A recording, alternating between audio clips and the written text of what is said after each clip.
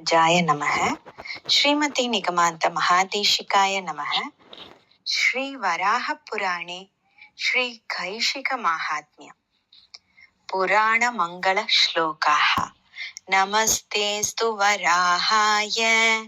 लीलयोद्धरते महीम् कुरमद्य गतो यस्य मेरुः कनकनायते प्रलयोदन्वत् उत्तीर्णां प्रपद्येऽहं वसुन्धरां महावराहदंष्ट्राघ्र मल्लीकोशमधुव्रतां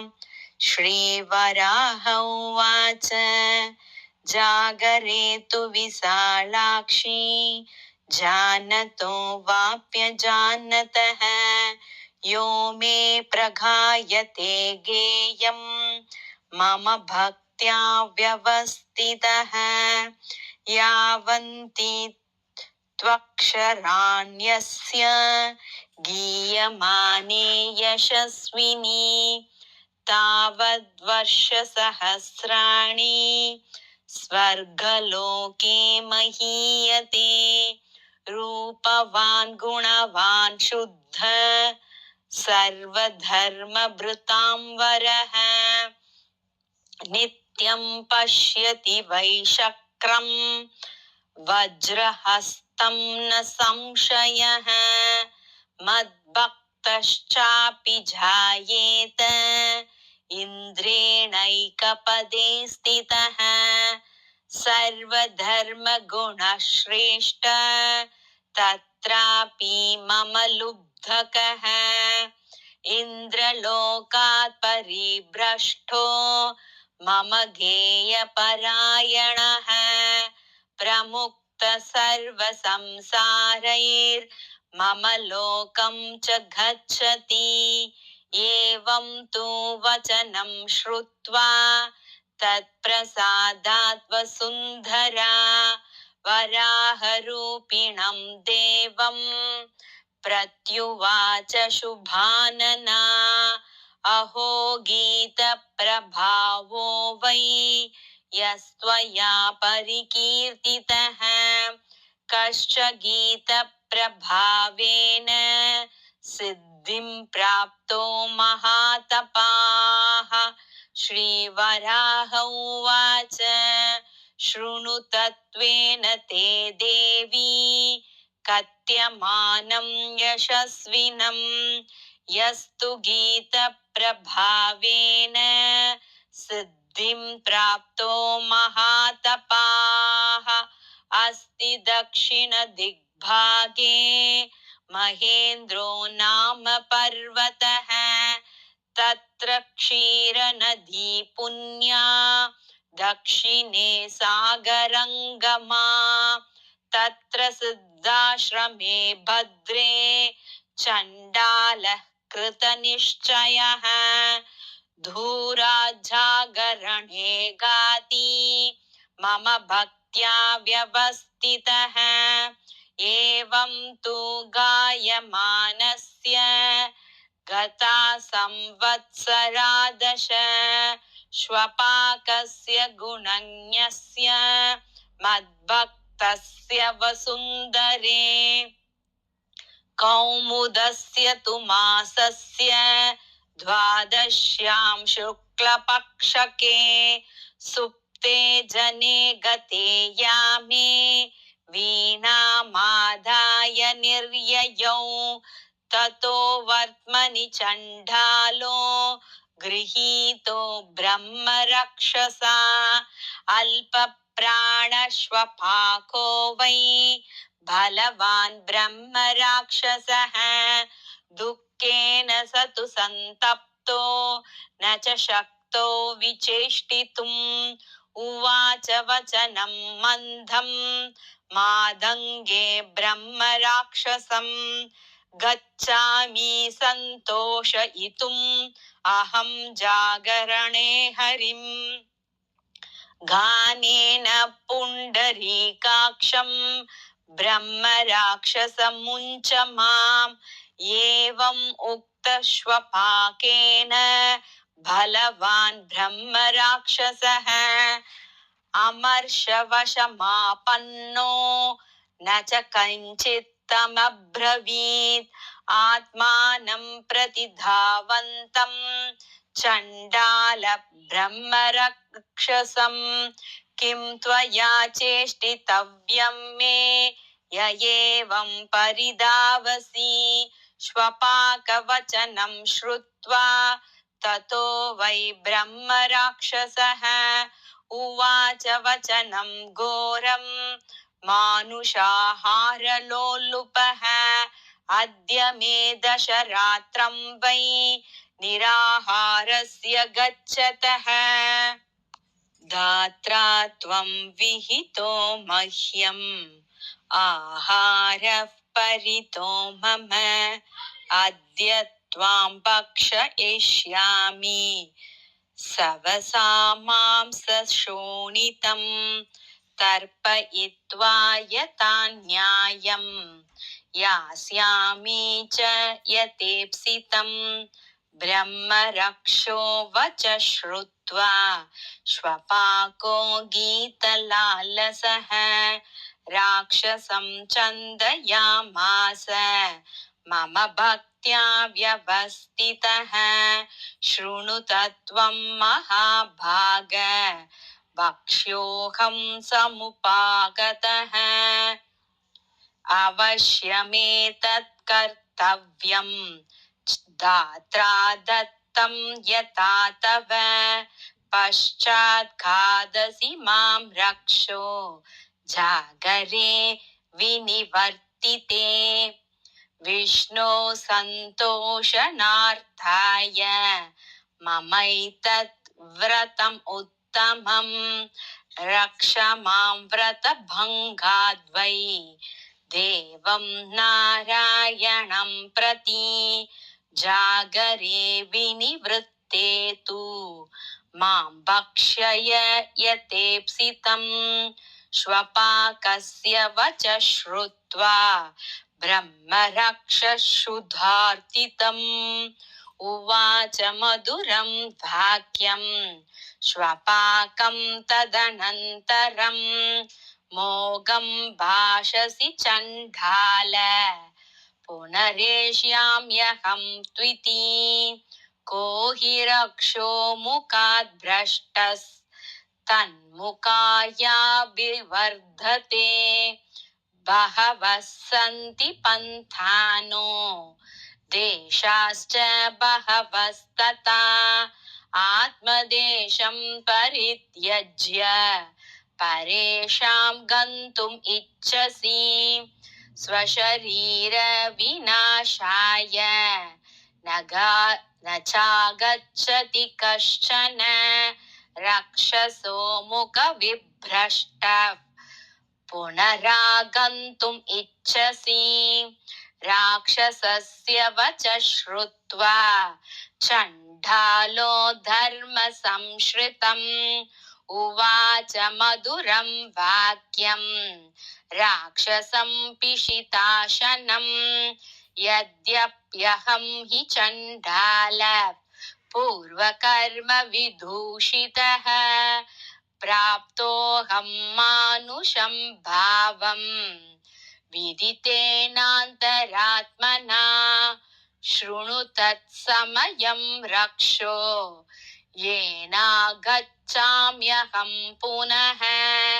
दूराजागरणं कृत्वा लोकनाथस्य तृप्तये सत्यमूलं जगत्सर्वं लोकः सत्ये प्रतिष्ठितः नाहं मिथ्या प्रवक्ष्यामि सत्यमेव वदाम्यहम् अद्य मे समयस्तत्र ब्रह्मराक्षसतं शृणु शपामि सत्येन कथो यद्यहं नागमे पुनः योगच्छेत् परधारांश्च काममोहप्रपीडितः तस्य पापेन लिप्येयम् यद्यहं नागमे पुनः पाकभेदं तु यः कुर्यात् आत्मनश्चोपभुञ्जतः तस्य पापेन लिप्येयम् यद्यहं नागमे पुनः धत्वा वै भूमिदानं तु पुनराचिन्दतीह यः तस्य पापेन लिप्येयम् यद्यहं नागमे पुनः स्त्रियं भुक्त्वा रूपवतीं पुनर्यस्तां विनिन्दति तस्य पापेन लिप्येयम् यद्यहं नागमे पुनः योमावास्यां विशालाक्षी श्राद्धं कृत्वा स्त्रियं व्रजेत् तस्य पापेन लिप्येयम् यद्यहं नागमे पुनः भुक्त्वा परस्य चान्नानि यस्तं निन्दति निर्घृणः तस्य पापेन लिप्येयम् यद्यहं नागमे पुनः यस्तु कन्यां ददामीति पुनस्तां न प्रयच्छति तस्य पापेन लिप्येयम् यद्यहं नागमे पुनः षष्ट्यष्टम्योरमावास्या चतुर्दश्योश्च नित्यशः अश्नाथानां गतिं गच्छे यद्यहं नागमे पुनः धास्यामीति प्रतिश्रुत्य न च यस्तत्प्रयच्छति गतिं तस्य प्रपद्ये वै यद्यहं नागमे पुनः मित्रभार्यां तु यो गच्छेत् कामभानवशानुगः तस्य पापेन लिप्येयम् यद्यहं नागमे पुनः गुरुपत्नीं राजपत्नीं ये तु गच्छन्ति मोहिताः तेषां गतिं प्रपद्ये वै यद्यहं नागमे पुनः यो वै धारद्वयं कृत्वा एकस्यां प्रीतिमान् भवेत् गतिं तस्य प्रपद्ये वै यद्यहं नागमे पुनः अनन्यशरणां भार्याम् यौवने यः परित्यजेत् तस्य पापेन लिप्येयम् यद्यहं नागमे पुनः गोकुलस्य तृषार्तस्य जलार्तम् अभिधावतः विघ्नमाचरते यस्तु तत्पापं स्यादनागमे ब्रह्मघ्ने च सुरापे च चोरे भग्नव्रते तथा या गतिर्विहिता सद्भिः तत्पापं स्यादनागमे वासुदेवं परित्यज्य येन्यं देवम् उपासते तेषां गतिं प्रपद्ये वै यद्यहं नागमे पुनः नारायणमथान्यैस्तु देवैस्तुल्यं करोति यः तस्य पापेन लिप्येयम् यद्यहं नागमे पुनः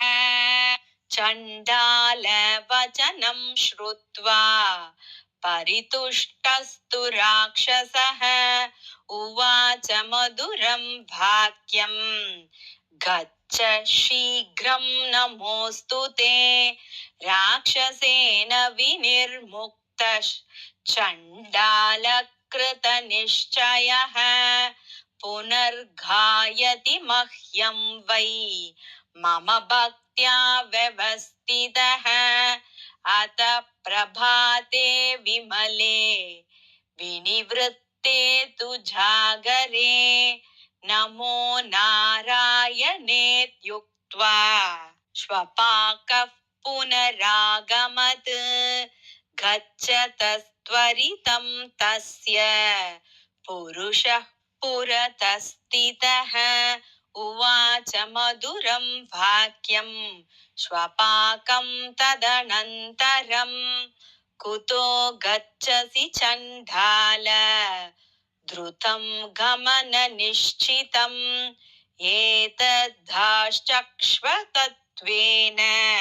यत्र ते वर्तते मनः तस्य तद्वचनं श्रुत्वा श्वपाकः सत्यसन्मतः उवाच मधुरं वाक्यं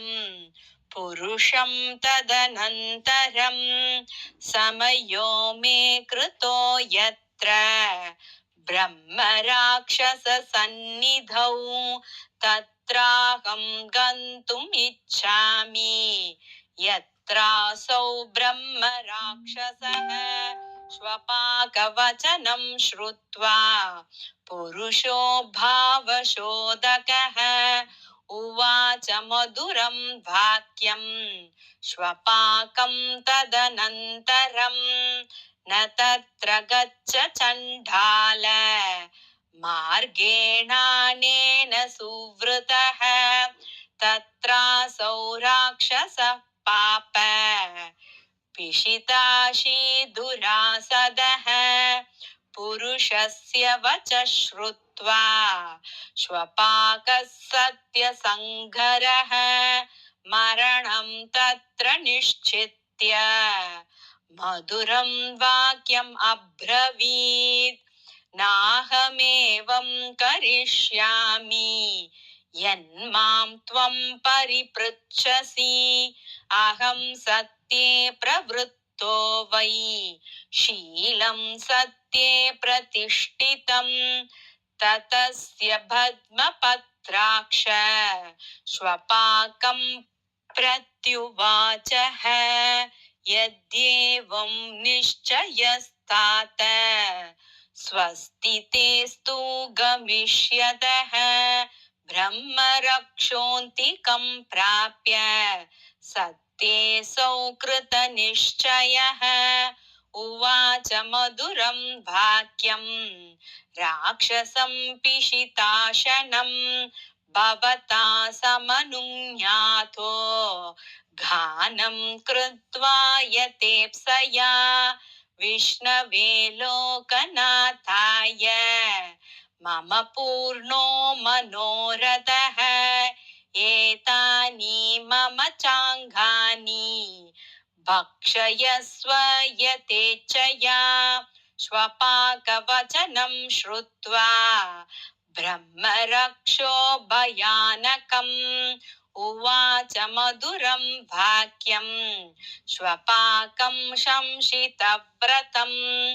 त्वमद्य रात्रौ चण्डाल विष्णोर्जागरणं प्रति फलं गीतस्य मे देहि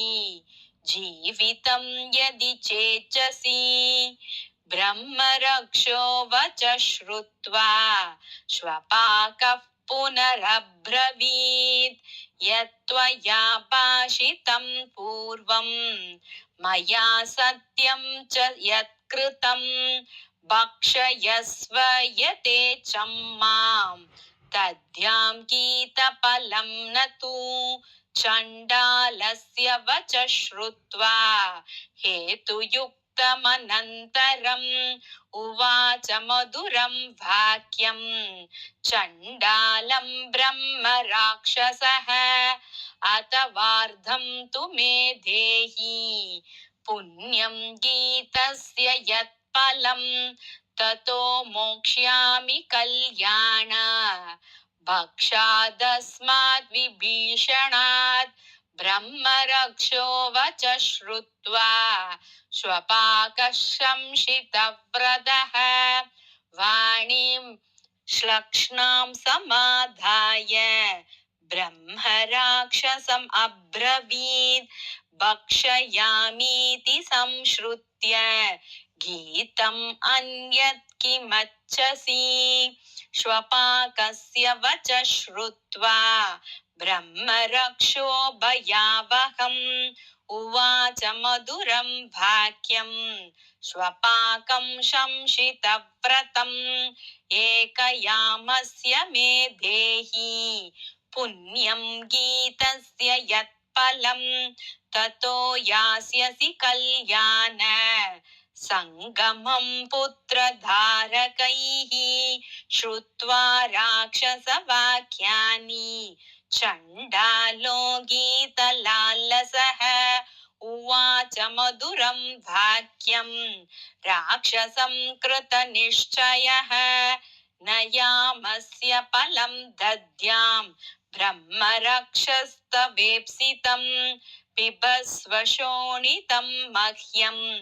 यत्त्वया पूर्वभाषितं श्वपाकस्य वच श्रुत्वा राक्षसपिशिताशनः सत्यवन्तं गुणज्ञञ्च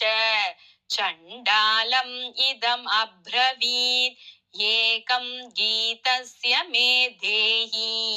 यत्त्वया विष्णु संसदि